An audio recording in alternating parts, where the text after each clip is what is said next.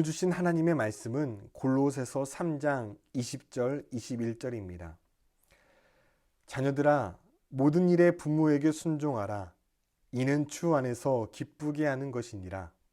아비들아 너희 자녀를 노엽게 하지 말지니 낙심할까 함이라. 아멘. 오늘날 부모님과의 관계가 좋지 않은 자녀들이 많이 있습니다. 부모님과 만나기는 해도 마음으로는 미워하거나 원망하거나 서로 상처를 주고받는 관계에 있는 자녀도 많이 있습니다. 사람마다 부모님과의 관계가 어려워진 사연이 있기 마련입니다. 그래서 어떤 이들은 부모님과 관계가 안 좋아지고 자신이 효도하지 못하는 이유를 부모님 탓으로 돌리기도 합니다. 그러나 성경은 말씀하죠. 자녀들아 모든 일에 부모에게 순종하라. 이는 주 안에서 기쁘게 하는 것이니라. 이 말씀을 자세히 보면 조건이 없습니다. 좋은 부모에게는 순종하고 그렇지 않은 부모에게는 순종하지 않아도 된다라고 말하지 않습니다. 모든 일에 부모에게 순종하라고 말씀합니다. 왜 그렇을까요? 이것이 주님을 기쁘게 하는 일이라는 겁니다. 우리가 자녀된 내가 부모님의 말씀에 순종할 때 하나님께서 기뻐하신다는 겁니다. 하나님은 부모 공경을 얼마나 중요하게 생각하셨던지 10계명에까지 기록하여 지키게 하셨습니다. 내 부모를 공경하라. 그리하면 내 하나님 여호와가 내게 준 땅에서 내 생명이 길리라. 여기서 부모를 공경하라는 뜻은 부모님의 말씀에 순종하라는 것도 있지만 부모님이 나이 드셨을 때 지속적으로 봉양하는 것도 포함이 됩니다. 즉 노년이 된 부모님에게 매년 입을 것과 먹을 음식을 제공하되 돌아가실 때까지 계속하고 그 후에는 예를 갖춰 장래까지 지내야 한다는 겁니다. 다시 말해 부모님을 공경한다는 것은 정신적인 공경, 순종뿐만 아니라 물질적인 봉양까지도 포함된다라는 의미입니다. 마음과 물질이 함께 가야 한다라는 거죠. 왜 그럴까요? 노인이 된 부모는 사회적인 약자이기 때문입니다. 고대 사회에서 노인들은 노동을 할 수 없었기 때문에 대부분 노후를 자식들에게 의존할 수밖에 없었습니다. 따라서 자식들이 경제력을 상실한 부모님을 마음으로 존경하고 물질로 봉양하지 않으면 부모님은 생존 자체를 위협받게 됩니다.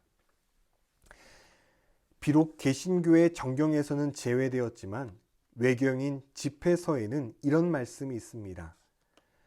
너는 네 아비가 늙었을 때 잘 보살피고 그가 살아있는 동안 슬프게 하지 말아라. 그가 서로 노망을 부리더라도 잘 참아주고 네가 젊고 힘 있다고 해서 그를 업신여기지 말아라. 아비를 잘 섬긴 공은 잊혀지지 않으리니 네 죄는 용서받고 새 삶을 이룰 것이다. 네가 역경에 처했을 때 주님은 너의 효도를 기억하시겠고 네 죄는 얼음이 햇볕에 녹듯이 쓰러질 것이다.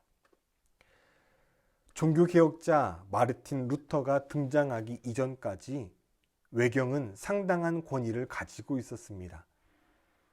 또 루터 역시 외경이 정경에는 포함되지 않지만 기독교 신앙에는 분명히 도움을 준다라고 인정하여 반드시 일독을 권했습니다. 그 외경에서 말합니다. 부모에게 끝까지 효도를 다하는 자는 네가 역경에 처했을 때 주께서 너의 효도를 기억하겠고 네 죄가 얼음이 햇볕에 녹듯이 사라지게 할 것이다 말씀하고 있습니다. 물론 우리는 예수님의 보혈의 공로로만 죄가 용서받을 수 있습니다. 그런데 부모에게 효행을 다한 사람을 하나님이 얼마나 기뻐하시는지 죄를 속해준다는 그 여지를 주실 정도로 부모에 대한 효도가 중요하다라고 말씀하는 겁니다. 일전에 신문에 기억 남는 글이 있어서 스크랩을 해둔 일이 있었습니다. 만두 가게를 운영하는 어떤 분의 글입니다. 손님 중에 할아버지 한 분과 할머니 한 분이 매주 수요일 오후 3시가 되면 어김없이 만두 가게에 나타나셨답니다. 이 만두 가게 주인은 애절한 눈빛으로 서로를 바라보는 그 두 분을 보며 대체 어떤 사이일까라고 의문을 가졌답니다. 그런데 몇 주 동안 그 두 분이 가게에 나타나지 않았습니다. 궁금하였습니다. 그렇게 서서히 잊혀질 무렵 2달이 지난 어느 수요일 날 정확히 오후 3시에 할아버지가 나타나셨습니다. 이 주인이 반가운 마음에 인사를 건넸지만 아무 말 없이 조금 웃어 보일 뿐이었습니다. 할머니도 곧 오시겠죠. 할아버지는 고개를 가로저으며 대답합니다. 이제는 못 와. 하늘나라에 갔어. 이어 할아버지는 할머니에 대한 이야기를 들려주었습니다. 두 분은 부부인데 할아버지는 수원의 큰 아들집에, 할머니는 목동의 작은 아들집에 사셨습니다. 두 분이 싸워서 그런 게 아니라 며느리 때문에 헤어져 사셨답니다. 큰 며느리가 다 같은 며느리인데 나만 부모를 모실 수 없다고 강경하게 나오는 바람에 양쪽 집에서 할아버지 할머니를 한 분씩 모시기로 한 것입니다. 그래서 두 분은 일주일에 한 번씩 시간을 맞춰서 서로 만난 것인데 그 할머니가 먼저 돌아가셨다라는 것이죠. 우리는 자신의 몸에 이상이 생기면 급히 병원을 찾고 반려동물이 아프면 밤늦게라도 동물병원에 찾아갑니다. 그런데 부모님이 편찮으시면 나이 드셨으니까 당연하지 라고 생각하며 살고 있습니다. 자녀 교육비는 아끼지 않으면서 부모님께 드리는 용돈에는 인색합니다. 장성한 자녀들이 할아버지나 할머니를 모시기를 꺼려해서 집을 나오는 노인이 많아지고 있다고 합니다. 그럼에도 길가에 나앉은 노인들은 하나같이 자식들의 신상을 밝히기 꺼린다고 합니다. 혹여 자식들의 삶에 누가 될 수 있다라는 거죠. 에베소서 6장은 말씀합니다. 내 아버지와 어머니를 공경하라. 이것이 약속이 있는 첫 계명이니 이로써 네가 잘되고 땅에서 장수하리라. 여기서 내 생명이 길리라는 약속은 단순히 수명만 길어진다는 게 아니라 이 세상에서 행복한 삶을 누린다는 의미가 내포되어 있습니다. 부모님을 잘 섬기고 봉양하는 사람은 하나님이 그 인생을 책임져 주시겠다라는 거죠. 또한 그만큼 부모를 공경하는 일이 사람의 본성에 쉽지 않다는 것을 의미하기도 합니다. 이제 부모님에게 말씀합니다. 아비들아, 너희 자녀를 노엽게 하지 말지니 낙심할까 함이라. 여러분, 언제 자녀들이 부모님의 모습을 보며 노여워할까요? 먼저는 부모가 자녀들에게 과도하게 기대를 할 때 그렇습니다. 특별히 자신이 이루지 못하는 것을 자녀에게 투사하여 지나치게 기대하는 것은 자녀 입장에서 매우 힘에 겹습니다. 또 자녀가 결혼하여 한 가정을 이루었는데 자녀 가정의 일에 왈가왈부하는 부모가 있습니다. 부모가 자녀를 향해 조언해주고 신앙적인 격려를 할 수는 있지만 자녀 가정의 구체적인 문제까지 세세하게 개입하는 것은 옳지 못합니다. 부모는 자녀가 장성하여 성장하면 자신의 품에서 조금씩 떠나 보내는 훈련이 필요합니다. 끝까지 자신의 그늘 밑에 자녀를 가두는 것은 결코 성경적이지 않습니다. 여러분, 그래서 결혼할 때 가장 첫 번째 필요한 게 무엇입니까? 바로 부모를 떠나는 것입니다. 그런데 부부만 부모를 떠나는 것이 아니라 부모 역시 자녀를 떠나 보내줄 줄 아는 용기와 결단이 필요합니다. 또 자녀들은 부모의 이중적인 모습을 보고 크게 실망합니다. 부모라고 완벽할 수 없습니다.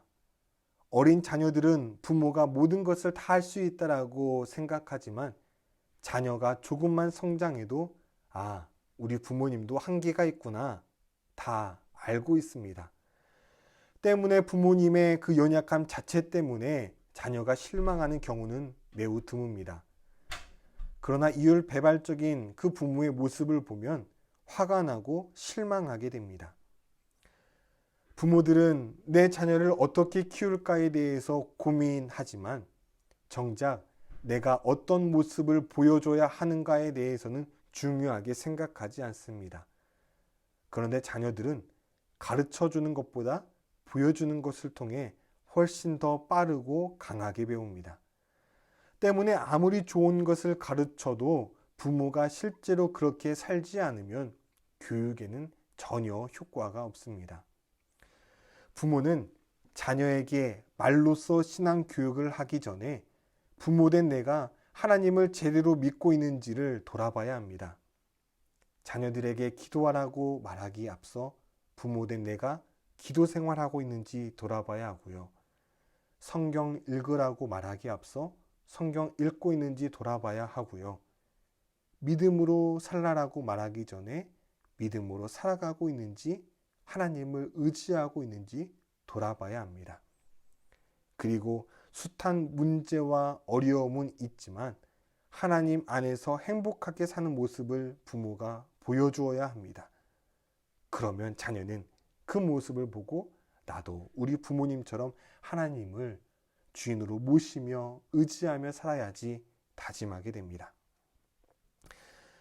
요즘 자녀를 키우는 성도들의 고민 중 하나는 자녀에게 매를 대야 하나 아니면 자녀를 있는 그대로 품어주어야 하나 여기에서 고민합니다. 여기에 대해 십자가에서 살아난 가정이라는 책에 보면 이런 글이 있습니다. 자녀 훈육 문제에 대해 50대 이상 부모와 40대 이하 부모의 입장이 뚜렷이 갈라진다고 합니다. 대부분 50대 이상의 부부들은 이 매를 대야 한다라고 생각하고 40대 이하 부모들은 할 수만 있다면 자녀를 품어주어야 한다라고 생각합니다. 물론 둘 다 성경적인 근거가 있습니다. 잠언 13장 24절은 매를 아끼는 자는 그의 자식을 미워함이라 자식을 사랑하는 자는 근실히 징계하느니라 라고 말합니다. 그러나 진짜 매를 맞고 자란 사람들의 경우는 입장이 다릅니다. 자신들이 맞고 자랐지만 달라진 건 없고 도리어 마음의 상처만 깊어졌다라는 것이죠. 이것도 성경에 근거합니다. 또 아비들아 너희 자녀를 노엽게 하지 말고 자녀에게 매를 대어서라도 엄격하게 길러야 된다는 생각이 지배하던 때가 있었습니다. 그때는 부모가 때리는 매를 사랑의 매라고 했습니다. 그러나 결과 많은 사람이 오늘날 부모에 대한 상처를 가지고 살아갑니다. 매를 대는 일이 좋은 효과만 얻는 것은 아닌 것이죠. 그렇다고 자녀를 있는 그대로 받아주는 것이 그 아이를 정말 사랑하는 것은 아닙니다. 부모들이 무조건 받아주기만 하여 이기적이고 자기중심적이고 아주 연약하고 부모 의존적이고 버릇 없이 그렇게 살아가는 아이가 얼마나 우리 주변에 많은지 모릅니다. 그래서 핵심은 자녀에게 매를 대야 되느냐 아니면 대지 말고 품어주어야 되느냐 이게 문제가 아닙니다. 하나님의 마음을 가지고 자녀를 양육하는 것 이게 첫 번째입니다. 성경이 자녀에게 매를 대라고 말하는 것은 하나님이 매를 대라고 말씀하실 때 부모는 매를 대야 한다라는 의미이고요. 하나님이 자녀를 품어주실 때에는 부모는 자녀를 노엽게 하지 말고 품어주어야 한다라는 것입니다. 부모된 너희가 너희 마음대로 그렇게 훈육해서는 안 된다라는 것이죠. 말씀을 마치겠습니다. 자녀들은 부모에게 순종해야 합니다. 부모에게 순종하는 것을 하나님은 매우 기쁘게 여기십니다. 동시에 부모는 자녀를 노엽게 하지 말아야 합니다. 특별히 부모의 이율 배반적인 모습이 자녀를 낙심케 합니다. 여러분, 완벽한 부모도 없고 허물 없는 자녀도 없습니다. 자녀는 부모의 부족함을 덮어주었던 셈과 야벳을 닮아가시기 바랍니다. 부모는 거짓 없는 믿음을 유산으로 남겨준 유니게를 닮아가는 자가 다 되기를 소망합니다. 함께 기도하겠습니다. 하나님, 명절인 이날 부모와 자녀와의 관계를 위해서 기도합니다. 혹 어렸을 때 상처를 받고 자란 자녀들이 있다면 그 아픔을 주님 치유하여 주시고 하나님의 말씀을 붙잡고 순종하기로 결단하는 이들에게 한없는 은혜와 자비를 베풀어 주셔서 부모님을 전심으로 공경할 수 있는 자 되게 하여 주시옵소서. 또 오늘날 자녀를 양육하는 것이 하나님 쉽지가 않습니다. 어떠한 것이 하나님이 기뻐하시는 길인지 모른 채 하나님 잘못 훈육할 때가 가르칠 때가 많이 있습니다.